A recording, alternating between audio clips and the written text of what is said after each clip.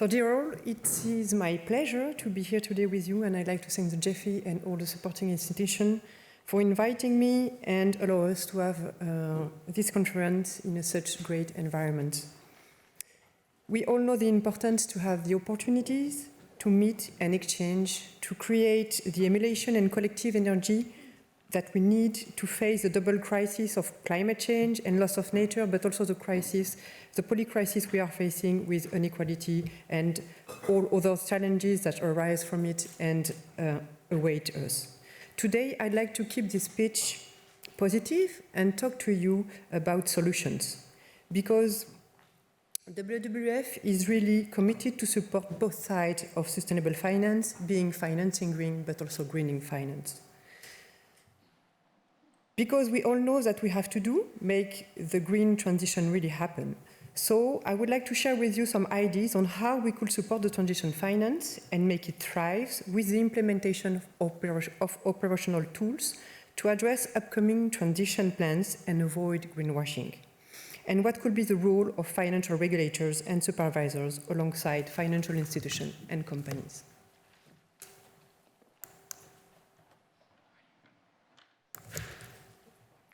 Let me start quoting the UN Secretary General, Mr. Antonio Guterres. He said in 2022, we urgently need every business, investors, city, state, and region to walk the talk on their net zero promises. We cannot afford slow movers, fake movers, or any form of greenwashing. Fortunately, major companies and financial institutions around the world are stepping up their effort to achieving net zero emission and the net zero target.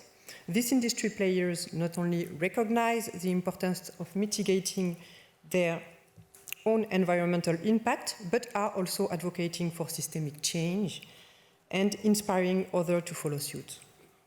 This is a powerful change in mindset that will help us to tackle the poly-crisis we are facing, and you are all representing this positive change today. We now need to make sure that all companies wanting to adapt their business model and support the transition will benefit from the support they eventually need, and that all companies moving in the wrong direction will not impair the transition. This is why we need to bridge the data gap on climate change and nature and prevent greenwashing. And the good news is that we know how to bridge this data gap in implementing sustainability disclosure, including transition plans of companies. What we don't have yet is a way to assess all those disclosures and transition plans, and how to make sure that greenwashing will not impair the transition and does not grow as our effort increase to direct financial flow towards sustainable and transitioning activities. So because greenwashing is a major issue for us and for the effectiveness of transition finance, lots of different regions and countries are starting to issue regulation on greenwashing and transition plans. This is the case, for example, in Switzerland, where large companies will also be required to publish transition plans in line with national climate targets. Another example in Asia, recently the Hong Kong Stock Exchange just released a draft on new listing requirements for all companies, which entail a considerable amount of transition plan elements. Another example in Australia, with the Australian supervisor, ASIC, which recently released a report with examples of its regulatory interventions with regard to net zero statements and targets, use of terms such as carbon neutral, clean, green, fund labels, and scope and application of investment exclusion and screens. Finally, Europe is one of the most advanced regions, and there is a good reason for that. According to a survey of the European Commission, 53% of green claims give vague, misleading, or unfounded information. 40% of claims have no supporting evidence. Half of green labels offer weak or non-existent verification. There are more than 200 sustainability labels and 100 green energy labels in the EU with vastly different levels of transparency. So if we want to embed long-term perspective and responsibility in the financial decision-making, it is also our duty to make our framework clearer and more efficient and make sure that we are cleaning the way to finance the transition as soon as possible. The European Commission recently published a set of recommendations in that sense, showing the different building blocks we need. The European regulatory framework on mandatory corporate transition plans is therefore evolving very fast, with recent important legislation such as the Corporate Sustainability Due Diligence Directive, the Corporate Sustainability Disclosure Regulation, and also all the revision of capital requirements and Solvency II for banks and insurance activity. Most of these European standards refer to the European Sustainability Reporting Standards to define the content and structure of the transition plan. So we can tell that the mandate for financial institutions and financial regulators and supervisors to monitor the compliance of companies with this new obligation will follow. But as the regulation is evolving in different places, there is still lack of tools to detect greenwashing and assess the credibility of all those upcoming transition plans.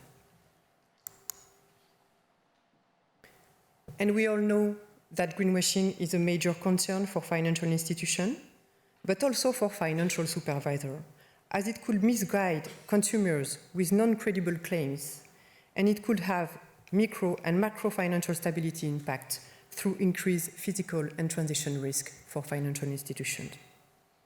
This is why WWF decided to support an important initiative led by the University of Zurich and University of Oxford on a methodology to assess the credibility, the consistency of transition plan and detect greenwashing.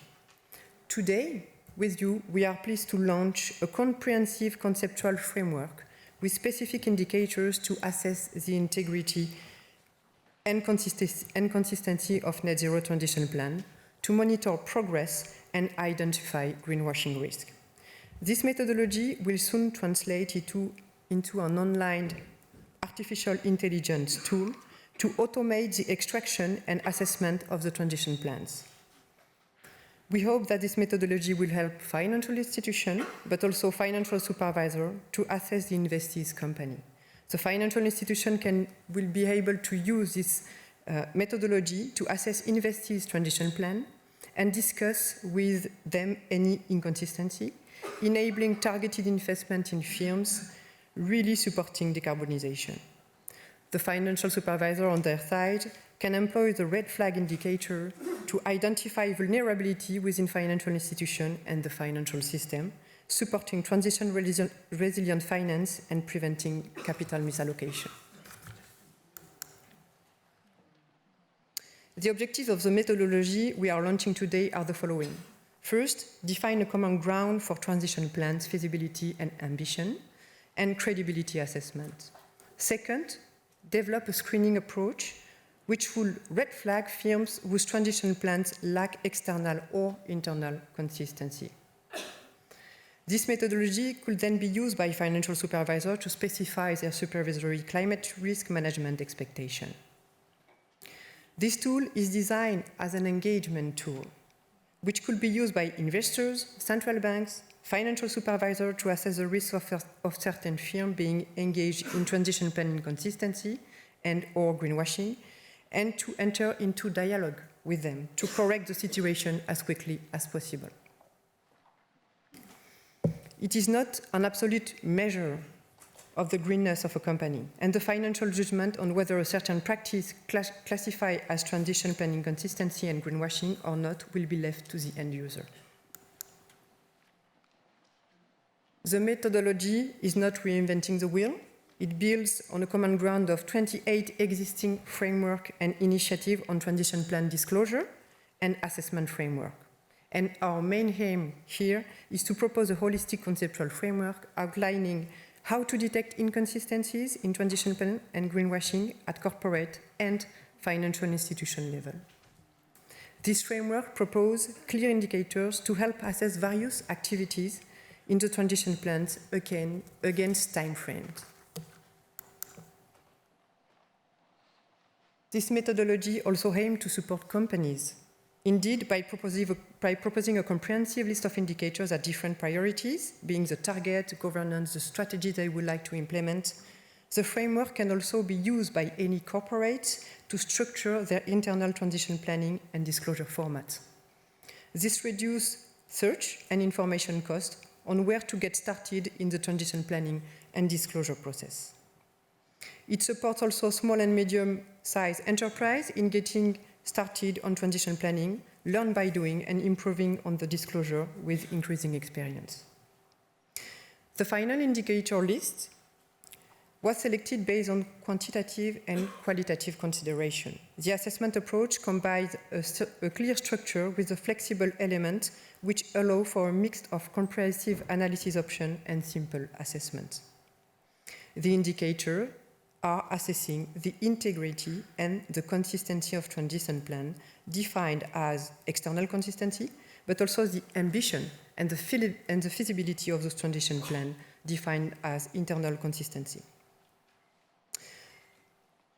It is important to underline that this framework serves as a screening tool, which was pinpoint firms whose transition plan lack integrity and consistency, and it is not designed as an absolute measure of the greenness of a company in a period of transition where engagement and transition plan progress are key to transform our economy.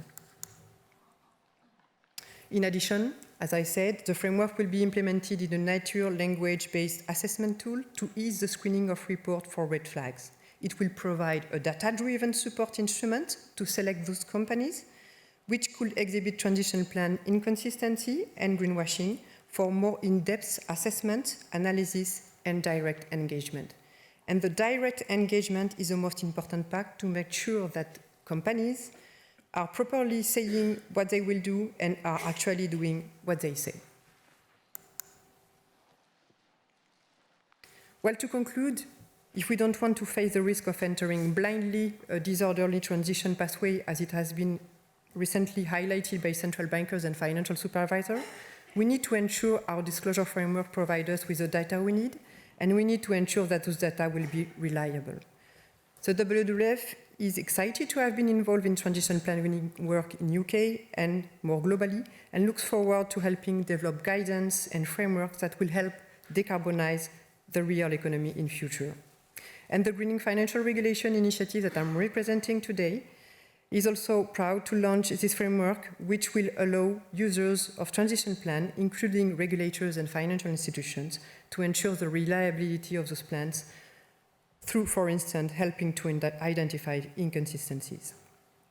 We are also excited to make use of artificial intelligence in this space, which has a real potential to automate and scale up the analysis of transition plans.